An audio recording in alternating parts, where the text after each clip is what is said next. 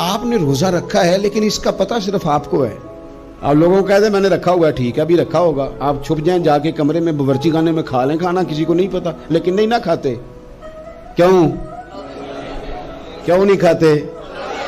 اوہو اللہ، تو بس ٹھیک ہو گئی بات. پھر کسی ریڑھی سے نا ایک پھل بھی نہیں اٹھا کے کھانا کیونکہ اللہ دیکھ رہا ہے. پھر کسی کے حصے کی چیز نہیں کھانی. اللہ صرف رمضان میں نہیں دیکھتا، صبح و شام دیکھتا ہے، ہر لمحہ دیکھتا ہے، دن رات دیکھتا ہے.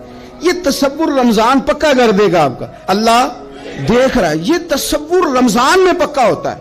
روزے کا تعلق آپ کی، اسی لیے نبی پاک علیہ السلام نے فرمایا، رب فرماتا ہے روزہ میرے لیے ہے، اس کی جزا بھی میں خود ہی دوں گا.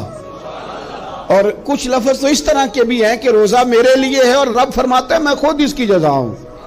یعنی باقی عبادتوں والوں کو ثواب ملے گا، روزہ رکھنے والے کو رب رحمان ملے گا.